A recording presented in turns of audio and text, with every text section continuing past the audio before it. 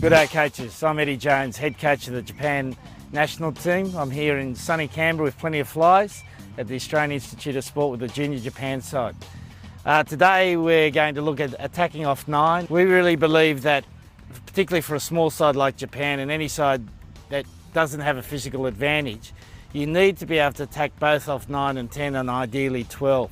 So what we try to do is create shape off both of those ball players. So our 9, we're trying to target the outside shoulder of the second defender, so he holds up those first 2 defenders. Then we want 2 runners in a shape that has the outside runner always leading, so that the halfback has 2 options to pass to. We want those runners to be straight, and at the last moment, what we call running a little unders line, attacking the inside shoulder of that defender. So he hits the defender in a strong position. Then we add the 10, and we always want the 9 and 10 to be linked. So if the defence does get compressed around that 9 area, then we can play to the 10. And the 10 then has 2 runners on his outside, which he can hit, or hit behind to go wide. So we're really trying to create an attack where we're attacking where the space is in the defence and not preordaining where we're going to attack. So we're playing off the speed of the ball, we're playing off how the defence is set up, and obviously the numbers that we have in our attack line dictates how many options we have. But we're always trying to have at least 2 options off 9 and at least 2 options off 10. We try to practice this mostly in a game-like situation, so we do a little bit of drilling, but then put it in game-like situations where we break up the numbers from small, then we go to a 15 on 15 situation. So I hope this is going to be helpful for you today. We've used the Junior Japan members who are learning about rugby, so it's the best way to learn about coaching is to coach inexperienced players and make sure you're getting your message through. Zemba pop pass, they're pop pass. We're going to play a game to warm up here, a game of quite high intensity to get the players intent for starting a game high. So we're finding that if we try to start a session fast, the practice of starting a session fast will help us start a game fast. So we're going to play a game called pop ball. So when the guy is touched, he pops the ball off the ground, but before he pops the ball off the ground, everyone has to practice getting up off the ground into a position quickly and then looking ahead immediately to see what opportunity is available. The other thing is to really get the players to concentrate on their skill. If a player makes a skill, he's out of the session, out of that particular game. So he goes to the sideline, which again creates more space and more opportunities and creates that awareness of what you've got to do against defence when you've got some less numbers. Or conversely, in defence, when you're defending with less numbers, what you have to do. So we're trying to get the players to be thinking all the time, to be looking ahead, and obviously communicating well. We generally stick to about 90 seconds time period intervals, give them a rest, but sometimes the game will change a little bit, so we allow longer periods and sometimes shorter periods depending on the skill execution of the players.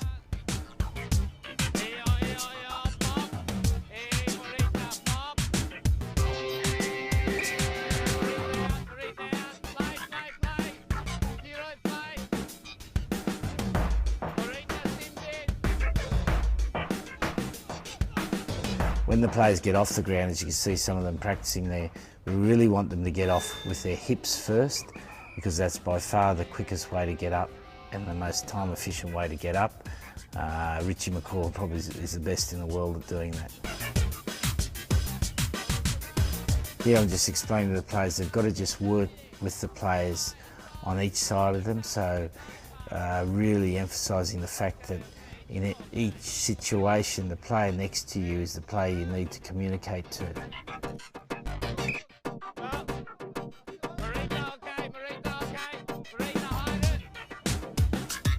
So this Junior Japan side is a side made up of university students and company guys. As you can see at the moment, they don't really train as a team, they tend to play as individuals. When you play this game with a team, you'll find that they're able to find their shape in attack much better and also their alignment in defence.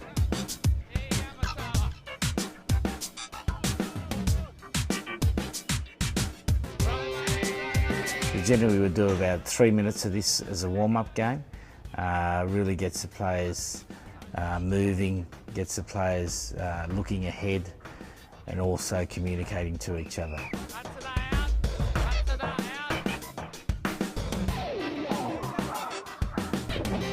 Yeah, the idea of players going to the deck every time there's a breakdown is to put them in a fatigue state, and then as they get up is to really emphasising the fact that they've got to get up and look ahead straight away, look to see what's in front of them and look to see what's on their side, just as what happens in a long phase situation in the game, to really concentrate on having that awareness of what's in front and what's next to you.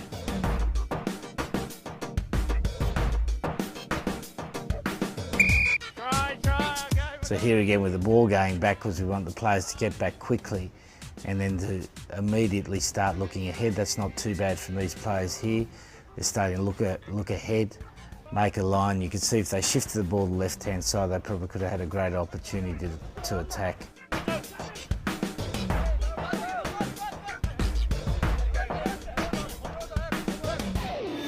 So there they went through the hole where a tight head prop was defending, who was slow off the ground. So again, that ability then of once you get off the ground to look to where the worst defenders are and attack that space.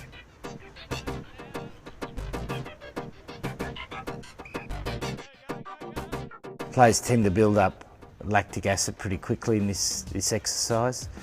So the strength and conditioning part of this, we really try to increase their muscular endurance so they can cope with the most intensive parts of the game.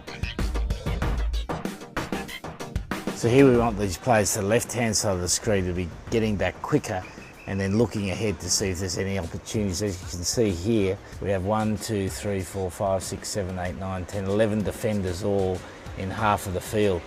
So if we had that awareness, getting back quickly and shifting the ball to the white side's right-hand side, there's great attack opportunities there.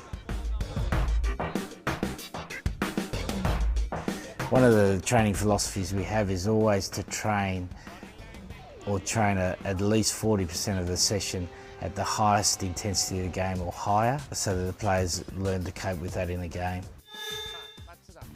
Okay, now we're going to work off attacking off 9. So we're really trying to insist that the players are square into the carry. So they have an early catch, hands out and catching the ball early to the target, which allows them then time to transfer. Being square on the defender, and at the last minute running a little unders line, attacking the weak shoulder.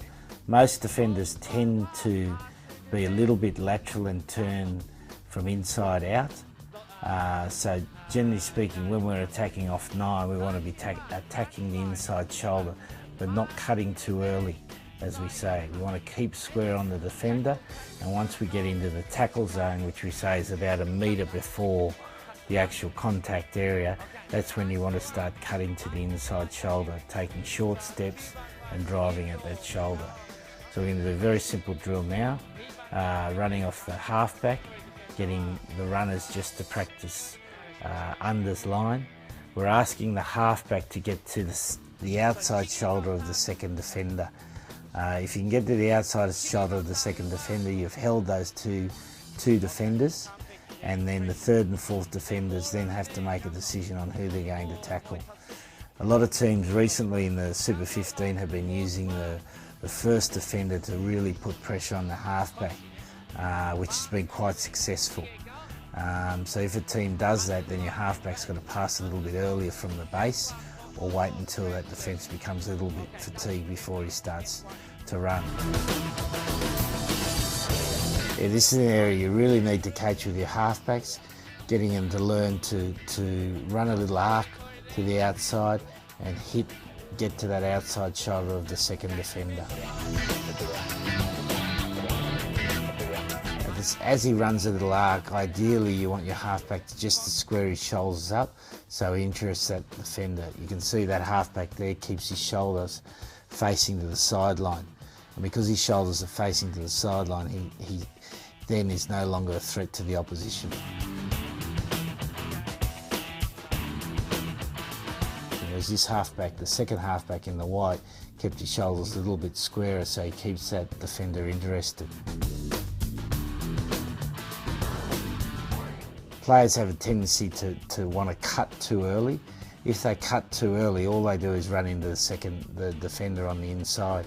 They've got to be straight, and then once they get in the tackle zone, cut. That was a pretty good example there from the flanker.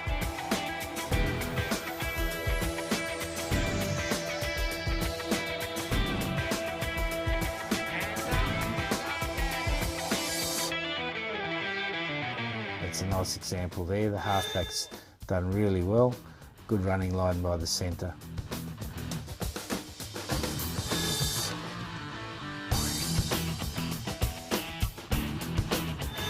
We're concentrating here more on the running lines of the forwards, but it's good practice for the backs as well.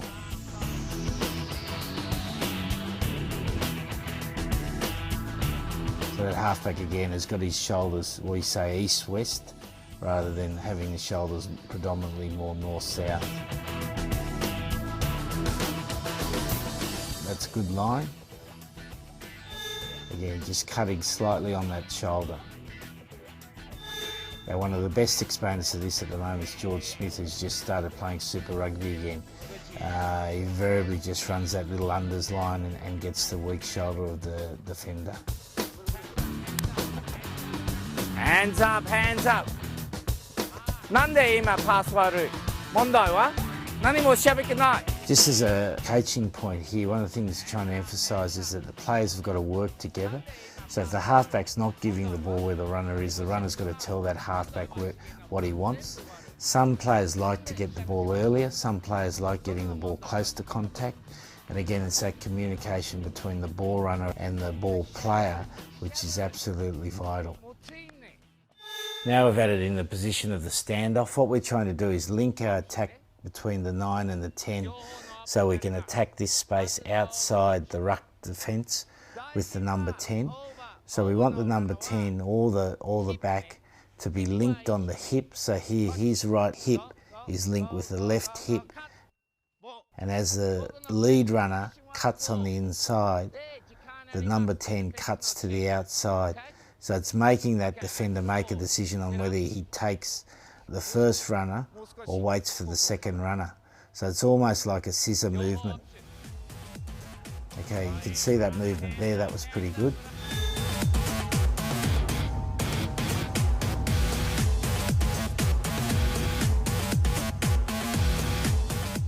Again, perfect.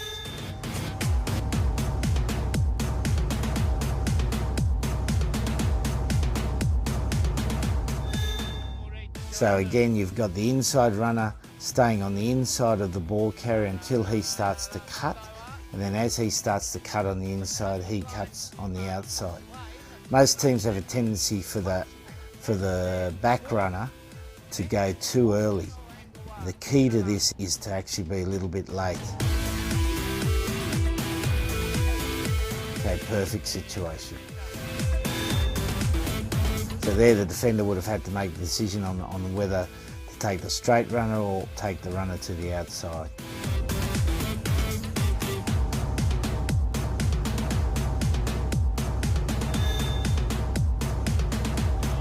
Okay, very good.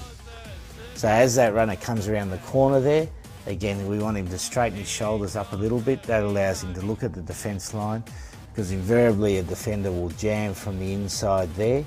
And therefore, if he catches the ball back here, he's got his shoulders square, he's able to shift the ball to the outside.